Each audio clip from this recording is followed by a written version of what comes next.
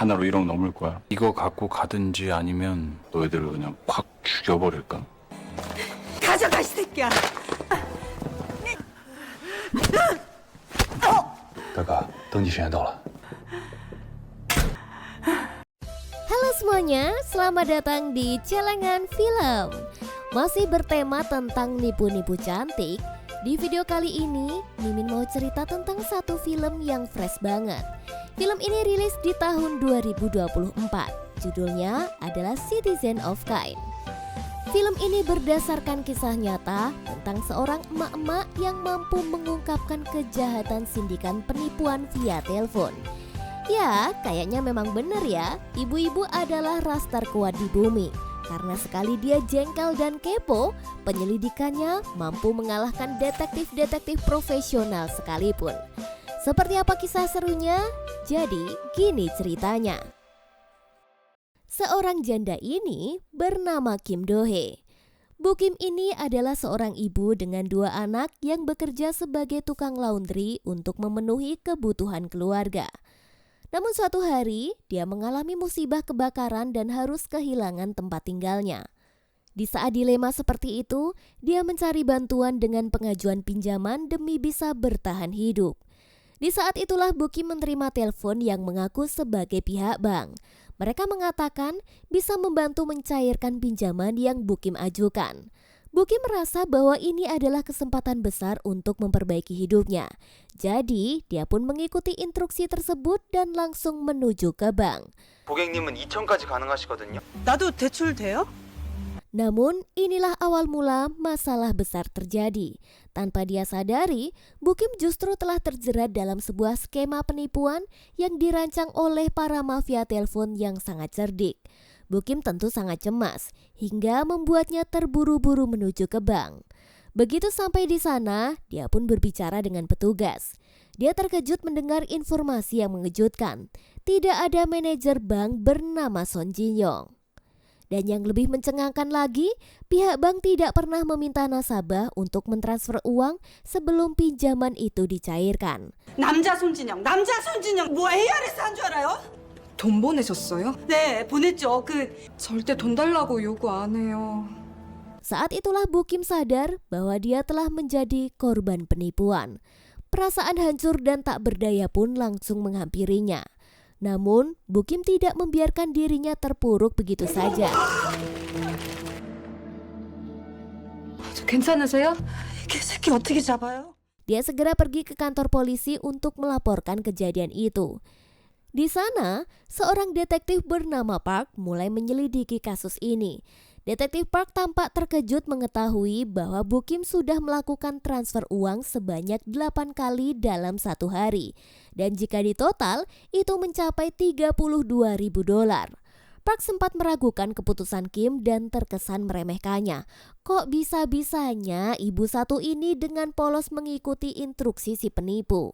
Tetapi Bu Kim tak bisa diam saat merasa dipermalukan. Dengan penuh emosi dia membuka penyangga lehernya dan menunjukkan luka-luka yang masih tampak. 아이고 좀 답답하시네 좀. 집에 불 나봤어요? Itu adalah bekas luka kebakaran yang hampir menghancurkan rumahnya beberapa waktu lalu. Hal ini Bu Kim lakukan karena demi bisa bertahan hidup. Dia lalu meminta detektif Park untuk berhenti menganggapnya bodoh. Dia menegaskan bahwa sang detektif tidak bisa mengerti bagaimana rasanya kehilangan tempat tinggal. Bu Kim menjelaskan bahwa itu adalah alasan dia begitu membutuhkan pinjaman, sesuatu yang malah berujung pada penipuan yang menghancurkan hidupnya. Setelah tragedi kebakaran dan penipuan yang menimpanya, hidup Bu Kim tidak pernah sama lagi. Keadaannya semakin sulit. Sebelumnya, Bu Kim menitipkan anak-anaknya ke daycare. Namun karena uang telah habis dan rumahnya juga hancur, kini Bu Kim tak punya pilihan lain selain tinggal di gudang laundry tempatnya bekerja. Itulah tempat tinggalnya yang baru, sebuah ruangan sempit yang jauh dari kenyamanan, tapi setidaknya bisa memberinya sedikit ruang untuk bertahan. Sekarang kita bergeser ke Cina, kita akan melihat tempat di mana semua penipuan besar ini berawal. Disinilah markas dari sindikat penipuan yang telah merugikan banyak orang. Seluruh petugas call center yang bekerja di sini sebenarnya tak punya pilihan lain selain melakukannya karena mereka berada di bawah ancaman serius. Awalnya, mereka semua hanya menerima pesan berisi link phishing. Tanpa sadar, mereka mengklik link itu yang kemudian memberi mafia akses penuh ke data pribadi mereka. Data-data yang sangat sensitif, terutama yang berkaitan dengan aib atau hal-hal memalukan, seperti video pribadi, video tak senonoh, dan pap-pap gemes yang bisa merusak reputasi mereka. Setelah itu, mafia mulai mengancam untuk menyebarkan video-video di publik, kecuali jika mereka mau bekerja untuk mereka. Inilah yang membuat para petugas terpaksa terlibat dalam bisnis penipuan ini, meskipun mereka sebenarnya sadar jika itu adalah kejahatan. Dan mas-mas inilah yang bernama Son Jin Yong. Dia adalah salah satu petugas call center yang terlibat dalam penipuan terhadap Ibu Kim. Saat ini, dia masih terjebak dalam lingkaran penipuan yang sama, bekerja di bawah kendali mafia yang selalu mengawasinya dengan ketat. Jika dia tidak melakukan tugasnya dengan benar, para mafia itu tidak akan ragu untuk menggunakan kekerasan fisik. 콜 멍 때리지 말고. 아, 예, 고객님 죄송합니다. 제가 계좌는 바로 문자로 보내드리겠습니다. 예. Sebagian besar pekerja call center di Cina adalah orang-orang Korea, dan mereka tidak bisa menghubungi siapapun atau kembali ke negara asal karena paspor mereka telah disita oleh mafia. Mereka pun hidup dalam kondisi yang mengerikan, dan ini membuat Son merasa terperangkap tanpa jalan keluar. Meski begitu, Son sempat berencana untuk melarikan diri dari tempat itu. Namun, niatnya untuk kabur ia urungkan begitu dia menyaksikan teman-temannya disiksa tanpa henti.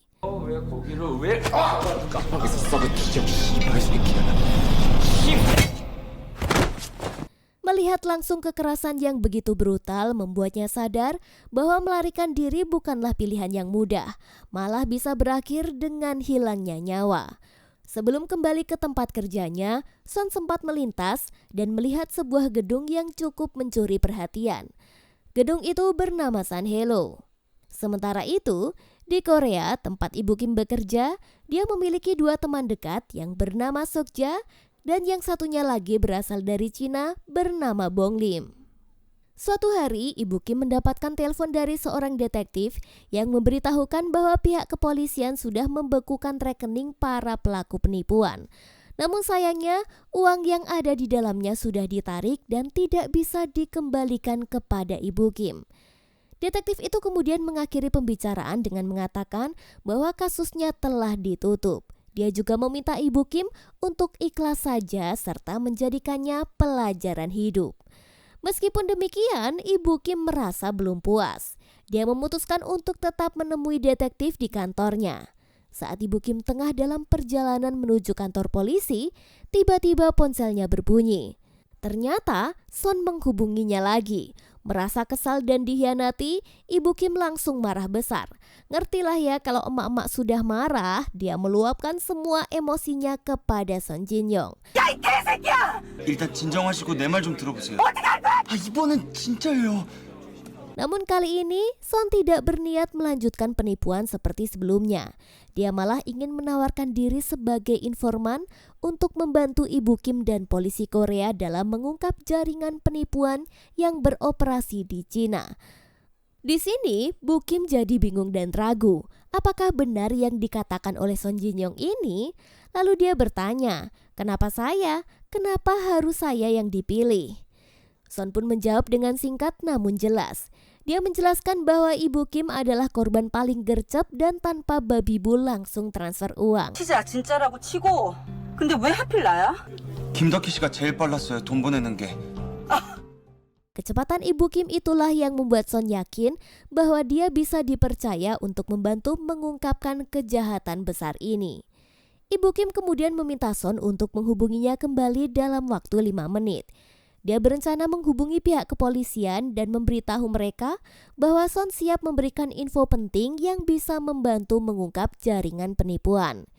Ibu Kim juga meminta polisi memberi petunjuk tentang apa yang harus disampaikan kepada Son selanjutnya. 근데 지금 손대리가 전화가 와가지고 아니면 뭐 주소 뭐 Namun saat Ibu Kim menghubungi polisi, dia merasa sangat kecewa. Alih-alih mendapatkan jawaban yang jelas, polisi malah menyuruhnya untuk menghubungi petugas lain. Merasa waktu semakin terdesak, Son yang tak bisa menunggu lebih lama kembali menghubungi Ibu Kim. Kali ini dia memberikan instruksi yang lebih jelas. Tuliskan ejaan San Helo, gedung lantai 3 berada di Cina. 제가 다시 알려드릴게요. C M S G H. Son pun menegaskan bahwa ini adalah petunjuk pertama yang sangat krusial untuk membongkar jaringan penipuan digital yang mereka buru.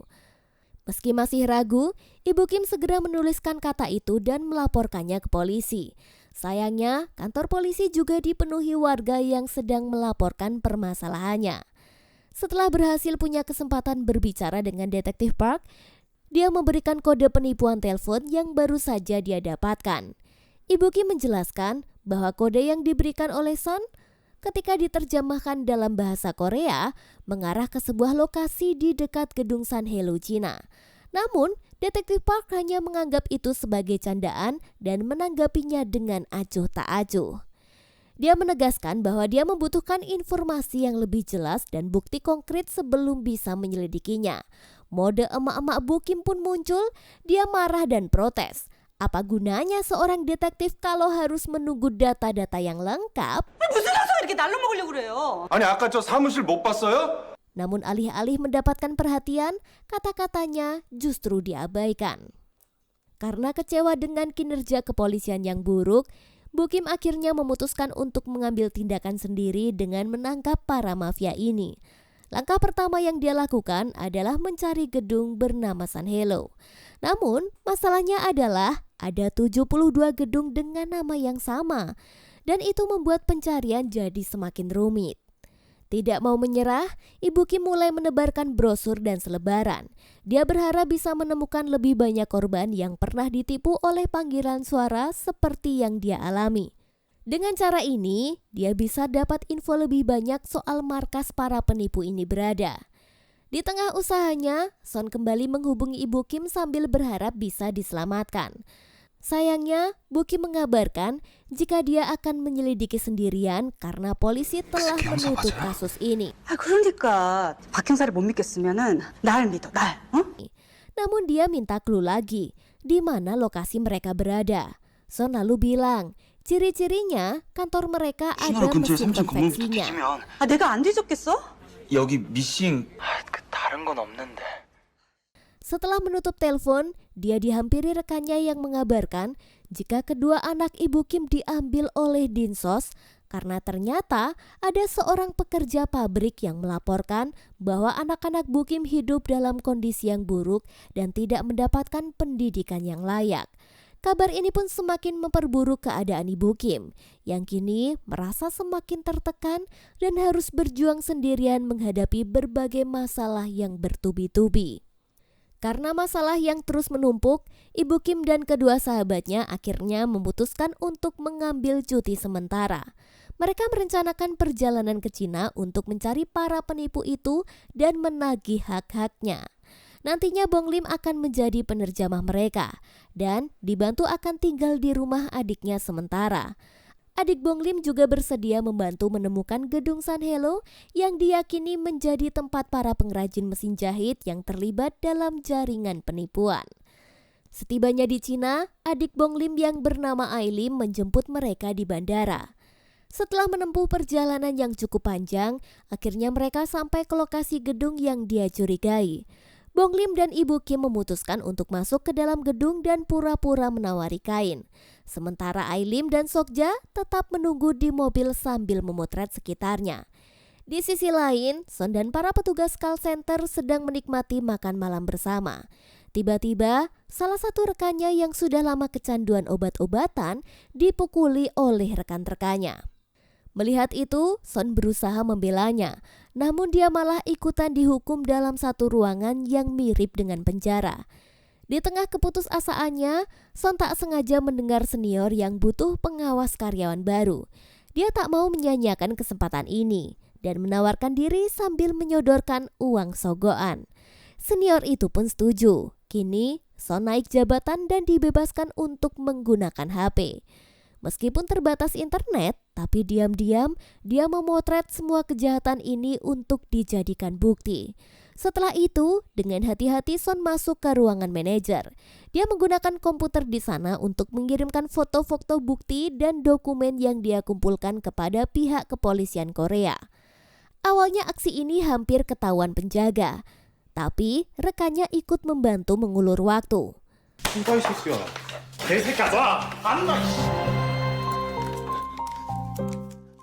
Sekarang kita kembali ke Bukim yang kini terus berpindah dari satu gedung ke gedung lainnya. Mereka terus mencari gedung Sun Hello yang diduga memiliki mesin jahit yang berkaitan dengan jaringan penipuan. Ibu Kim dan kedua sahabatnya telah mengecek 9 dari 72 gedung yang ada. Meski sahabat-sahabatnya mulai teler dan kehilangan harapan, Ibu Kim tetap tidak menyerah. 다 돌아오는데도 없지? 원래 주소가 72개거든? Hari berganti, kantor kepolisian dihebohkan email dari Son yang ditunjukkan untuk Bu Kim. Email itu berisi 400 foto bukti kejahatan penipuan di mana banyak orang-orang Korea disandra oleh bos penipu ini. Seketika, detektif pun sadar jika Bu Kim memang benar-benar memiliki informan. Detektif Park makin kaget lagi setelah tahu jika Bu Kim sudah selangkah lebih maju darinya karena dia sudah lebih dulu berada di Cina. 아, 왜요? 아니 뭐 바빠요? 총책 잡으러 왔는데요. 미안해요. 내가 앞으로 더 잘할게요. Detektif Park lalu mengirimkan semua foto dan petunjuk yang dia punya ke Ibu Kim. Tanpa basa-basi, 4 ibu-ibu ini langsung mencari lokasi sesuai dengan foto dan petunjuk dari Son. Di sana, mereka tidak menyangka akan benar-benar bertemu dengan Son. Tanpa berpikir panjang, Ibu Kim langsung memotretnya dan mengirimkan foto itu ke Detektif Park. Foto Son yang ada di lokasi itu menjadi bukti yang semakin memperkuat konfirmasi tentang keberadaan informan yang sebenarnya. Akhirnya, Detektif Park dan timnya ditugaskan untuk menyusul ke Cina dan membantu Bu Kim. Sementara itu, kembali ke Ibu Kim dan Bong Lim yang tak kehabisan akal. Mereka menyamar sebagai tukang jahit di depan ruko. Mereka berusaha memberikan kode kepada Son untuk memberitahunya bahwa mereka kini sudah berada di Cina. Namun sayangnya, kode yang Ibu Kim tunjukkan terbalik, sehingga Son tidak dapat memahaminya. Tanpa mengetahui kesalahan itu, Son sudah terlanjur pergi bersama dengan pengawas lainnya. Dan ini membuat Ibu Kim dan Bong Lim merasa frustasi karena kesempatan itu terlewat begitu saja. Walaupun sempat merasa hampir putus asa, Ibu Kim dan Bong Lim tetap bertahan dan menunggu di tempat itu. Suatu hari, Bong Lim yang fasih berbahasa Cina izin ke kamar mandi karena habis menghabiskan semangkok seblak. Tapi tak disangka, Son dan temannya datang ke tempat jahit untuk memperbaiki celana. Ibu Kim yang tidak menguasai bahasa Cina hampir saja terbongkar oleh pengawas senior yang mulai mencurigainya. Namun, beruntunglah Bong Lim kembali tepat pada waktunya. Dia pun langsung basa-basi dengan temannya itu dan menawarinya cemilan. Sedangkan Bu Kim jadi punya kesempatan untuk memberikan HP kepada Son. Son yang tak ingin melewatkan kesempatan segera mengirimkan informasi penting kepada Ibu Kim lewat SMS. Setelah menerima pesan itu, Ibu Kim segera memberitahu Detektif Park mengenai kedatangan bos besar si penipu. Detektif Park yang sedang dalam perjalanan ke Cina langsung mempersiapkan diri untuk bertindak. Tak lama setelah itu, 2 mobil tiba ke markas mereka dan menyerang semua karyawan yang ada di sana. Ternyata itu adalah sebuah jebakan yang diperintahkan oleh bos besar, yang dengan dingin merencanakan pembantaian terhadap anak buahnya sendiri.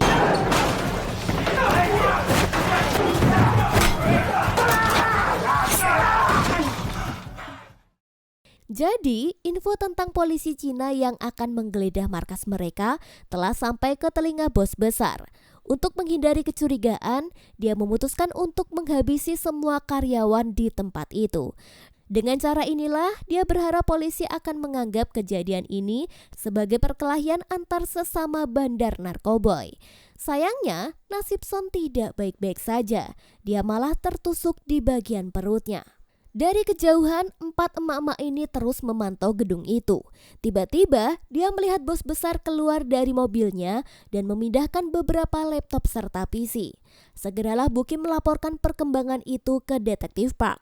Saat akan mengikuti bos besar, tiba-tiba Son muncul dan digendong rekannya dalam kondisi terluka parah di perutnya. Mereka pun segera memanggil ambulan untuk menyelamatkannya. Sebelum hilang sadar, Son sempat memberikan video yang dia rekam mengenai postur tubuh bos besar yang akan kabur dan pergi ke bandara. 티켓은 끊었니? 예, 가면 된다. Di sisi lain, Detektif Park yang sudah tiba di tempat kejadian dibantu oleh Bong Lim sebagai penerjemah. Namun, polisi Cina justru menganggap pembantaian itu sebagai konflik biasa antar geng yang sedang berebut barang haram. Mereka sama sekali tidak curiga jika orang-orang ini adalah sindikat penipuan telepon. Merasa tak bisa membiarkan kesempatan ini berlalu begitu saja, Detektif Park memohon agar polisi Cina segera mengirimkan tim ke bandara untuk mencegah bos besar kabur. 홍책이 있다는 제보를 받았어요. 내가 직접 갈 테니까 중국 경찰 2명만 붙여주면 돼. 亲自把他抓回来，请派给他2名警员协助。 Sayangnya, komandan polisi Cina tetap tidak yakin dan meremehkan situasi gawat ini. Bong Lim yang sudah mulai frustasi dengan sikap cuek komandan polisi Cina, akhirnya muncullah jiwa emak-emaknya. Bong Lim langsung ngomel-ngomel dan mengancam, jika polisi Cina terus menunda, dia akan mengungkapkan sendiri bukti kejahatan bos besar ke media dan menunjukkan betapa payahnya kinerja polisi. Tentu saja ancaman ini membuat polisi Cina akhirnya setuju untuk membantu. Dalam perjalanan ke bandara, Bukim terus memutar video rekaman bos besar yang telah dia terima itu. Di tempat itulah dia mulai menyadari kebiasaan aneh yang sering dilakukan bos besar. Dia selalu menggoyangkan tangannya saat melihat jam, dan ini dianggap sebagai sebuah tanda yang cukup khas. Pada awalnya, Ibu Kim sempat salah orang. Namun setelah berkeliling, akhirnya dia benar-benar menemukan bos besar bersama dengan pengawalnya. Dengan keyakinan itu, Ibu Kim dan Sokja segera mengikutinya. Sayangnya, bos besar sudah tahu jika keberadaannya diikuti 2 ibu-ibu ini. Bos besar lalu mendatangi Ibu Kim dan bertanya dengan nada serius tentang apa yang mereka lakukan. Ibu Kim sungguh ketakutan, tapi dia memberanikan diri mengatakan jika dia adalah korban penipuan perusahaan miliknya. Namun, bos besar yang tampaknya tak peduli dengan permasalahan ini malah menawarkan ganti rugi sebesar $100,000. 하나로 1억 넘을 거야. 이거 갖고 가든지 아니면 Jika Bukim menerima uang itu, jelaslah dia akan untung 3 kali lipat dari uang yang hilang. Meskipun begitu, bos besar langsung mengancam mereka berdua. Jika mereka melanjutkan untuk mengikuti jejaknya, dia tidak ragu untuk menghabisi mereka. Namun, Ibu Kim yang tak mau segala usahanya sia-sia menolak uang tutup mulut itu. Dia lalu mendatangi bos besar dan melemparkan semua uangnya. 보이스피싱! 가져가 이 새끼야! Dia berteriak keras jika di bandara itu ada bos penipuan suara. Merasa telah melewati batas, si bos besar langsung menyeretnya ke toilet dan dipukuli hingga babak belur.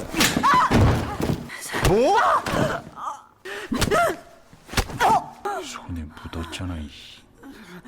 Setelah meluapkan kekesalannya, bos besar bersiap untuk pergi agar tidak terlambat mengejar penerbangan. Namun anehnya, saat Bukim ditinggal dengan kondisi penuh luka, dia malah tersenyum. Karena ternyata di tengah kekerasan itu, Bukim diam-diam berhasil menyelipkan paspor milik bos besar ke dalam tangannya. Beberapa saat kemudian, seorang pria yang masuk ke toilet mendengar keributan dan segera melapor ke polisi tentang adanya penganiayaan. Di sisi lain, bos besar yang menyadari paspornya telah hilang langsung kembali ke toilet dan memintanya kepada Bukim. Namun Ibu Kim mengejaknya dengan menyobek lembar utama. Dia lalu menelannya supaya dia tidak bisa melarikan diri begitu saja dari Cina. 뭐 잃어버렸어? 마지막 기회야 내놔.